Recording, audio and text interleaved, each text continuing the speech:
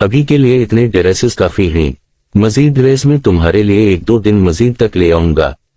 حابیل شاہ نے ان گنت ڈریسز کو دیکھ کر اندازہ لگاتے ہوئے کہا تو اربیلا ابھی مزید ڈریسز کا سوچ کر چکرا کر رہ گئی۔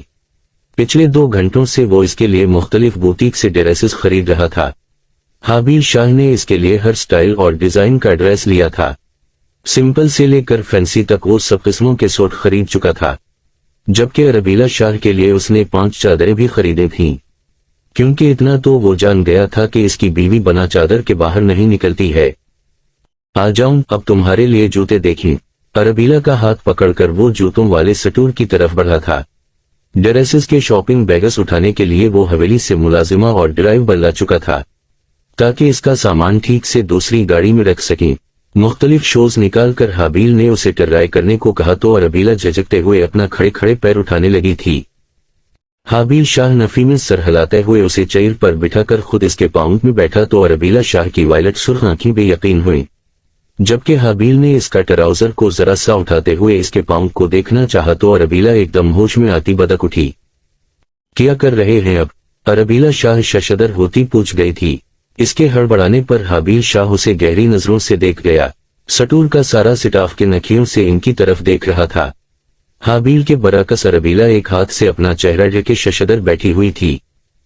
بیلا تمہیں جوتا پہنا کر دیکھنا ہے، سیدھی ہو کر بیٹھو شاباش، حابیل نے نرمی سے کہتے ہوئے پھر اس کے پاؤں کو پکڑنا چاہا تو اربیلا جھکتے ہوئے اس کا ہاتھ اپنے پاؤں سے ہٹانے لگی تھی۔ جھکنے کے باعث اس نے چادر سے ہاتھ ہٹایا تو اس کی چادر چہرے سے ہٹنے لگی تھی، جس پر حابیل شاہ نے جلدی سے ہاتھ بڑھا کر پھر اس کا چہرہ ڈھکنا چاہا۔ کیا کر رہی ہو پاگل لڑکی، سیدھی ہو کر بیٹھو اور اپنا چہرہ صحیح سے کور کرو۔ چادر کھلنے کے باعث حابیل اسے زبردستی سیدھا بٹھتے ہوئے غصے میں کہنے لگا تھا، کیونکہ اسے اس کے چہرے پر کسی بھی غیر مرد کی نظر پڑ سکتی تھی۔ آپ مجھے جوتا کیوں پہنا رہے ہیں؟ حابیل کے غصے کو نظر انداز کرتے ہوئے اربیلا جھنجھلاہٹ سے پوچھ گئی۔ اس جھنجھلاہٹ میں وہ خود اس کا ہاتھ ہٹانے کے لیے جھٹکی تھی، کیونکہ حابیل شاہ کے اس عمل پر وہ بالکل بھی اچھا محسوس نہیں کر رہی تھی۔ حابیل شاہ کو خود کے سامنے جھک کر اپنے پیروں میں جوتا پہناتے ہوئے دیکھ کر اس کی دل کی دھڑکن بے ساختہ تیز ہوتی ساتھ اس کے پورے وجود کو تپش زدہ بھی کر رہی تھی۔ کیونکہ تم میری بیوی ہو اور تمہیں جوتا نہیں پہناؤں گا تو کیا اب غیر لڑکیوں کو جا کر یہ سروس پیش کروں؟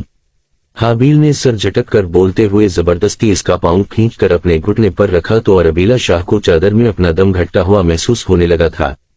اس کے سفید واؤ گلابی پاؤں سے انگوٹھے والی چپل نکال کر حابیل شاہ نے اس کے پاؤں میں ہیل پہنا کر اس کی سٹریپ بن کرنا چاہی تو اس کے پاؤں پر کچھ چیز محسوس کرتے اس نے ذرا سا ٹراؤزر اٹھا کر دیکھنا چاہا تھا۔ اربیلا شاہ کے سفید پاؤں میں سونے کی خوبصورت پائل دیکھ کر وہ یکدم ساکت ہوا تھا۔ سونے کی بڑی بڑی پائلوں پر مختلف رنگ کے نایاب پتھر لگائے تھے، وہ جو پہلے ہی اس کے پاؤں کو دیکھنے پر انجان بننے کی کوشش کر رہا تھا، لیکن اب یہ منظر دیکھنے کے بعد اس کا دل ایک دم سے دھڑکنا بھول گیا تھا۔ بے اختیار حابیل شاہ کو بچپن کے وہ سب لمحے یاد آئے تھے جب اس کی ماں بھی ایسے ہی ہر وقت اپنے پیروں میں پازیب پہن کر رکھتی تھیں۔ پوری شاہ حویلی میں ہر وقت کھلکھلاہٹوں کے ساتھ یہ خوبصورت آوازیں بھی گونجا کرتی تھیں۔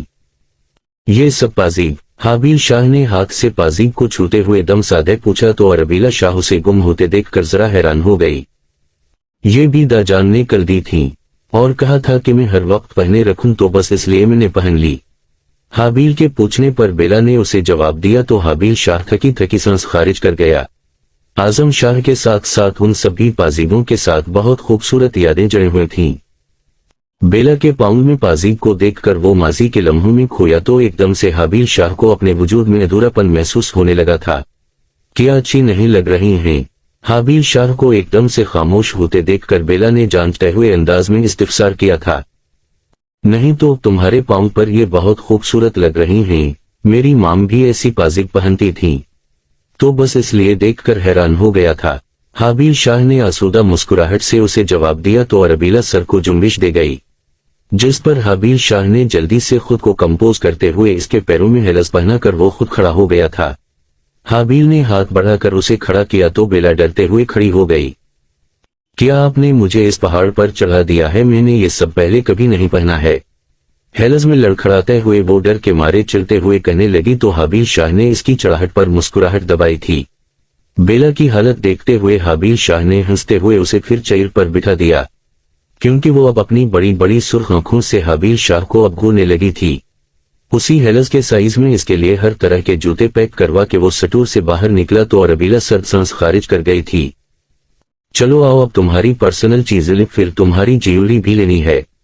हाबील ने घड़ी में वक्त देखते हुए मसरूफियत से कहा तो बेला इसकी बात सुनकर यकदम अपने कदमों को रोक गई थी, जबकि हाबील शाह अपनी ही धुन में इसका हाथ पकड़कर दूसरे स्टोर की जानिब बढ़ चुका था।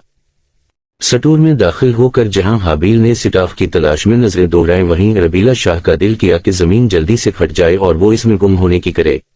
ये इंसान आज अच्छा इसका इम्तिहान लेने पर तला हुआ था।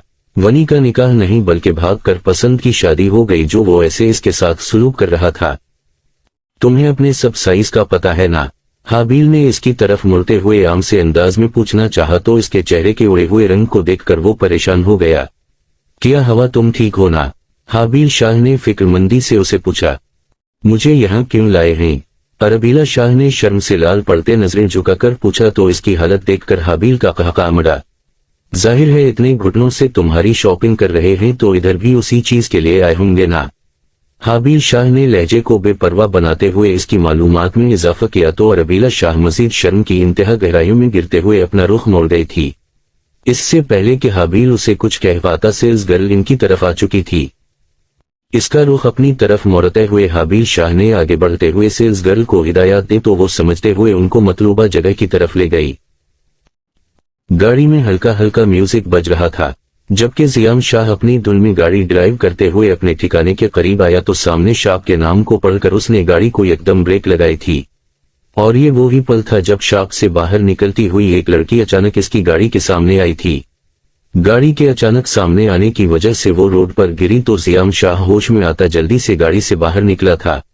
ऐ फूफू, वरीशा ने दर्द से कराहते हुए अपनी फूफू को पुकारा तो इसके ये अल्फाज सुनकर जियाम शाह जल्दी से घुटनों के बल जमीन पर इसके सामने बैठकर जमीन पर खून की तलाश में नजरें दौड़ाने लगा था। क्योंकि एक्सीडेंट में हमेशा खून ही निकलता है ना।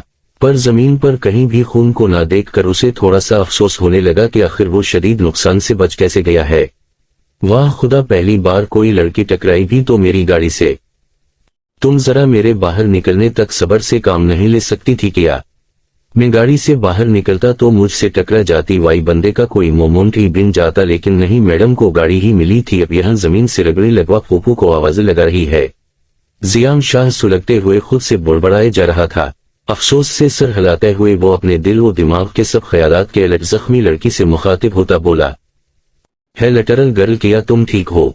जियाम शाह ने परेशानी से उसे इस्तिफसार करना चाहा तो वरीशा अपने करीब एक अनजानी आवाज सुनकर भीगी हेजल ग्रीन आंखें उठाते हुए उसे देखने लगी थी। आप ध्यान से नहीं गाड़ी चला सकते क्या? वरीशा ने रोते हुए फाड़ खाने वाले अंदाज में सामने वाले को सुनाना चाहा था, जबकि जियाम शाह इसकी आंखें देखकर जहां अचानक सटल हुआ था वहीं इसके फाड़ वाले अंदाज पर उछलकर पीछे हो गया। सफेद चादर में चेहरे पर मासिक लगाए वो दर्द से रोए जा रही थी। या अल्लाह, इतनी खूबसूरत आंखें और नजाकत के साथ ऐसी पाटदार आवाज, तौबा है। जियाम शाह ने वरीशा के काट खाने वाले लहजे को इसकी खूबसूरती के साथ मुवाजना करते दिमाग में बेइख्तियार सोचा था। हाय फूफू, बहुत दर्द हो रहा है। वरीशा ने दर्द से करते होते फिर अपनी फूफू को याद किया तो जियाम होश में आता इसे देखे गया। तुम उठो प्लीज, मैं तुम्हें डॉक्टर के पास लेकर चलता हूँ।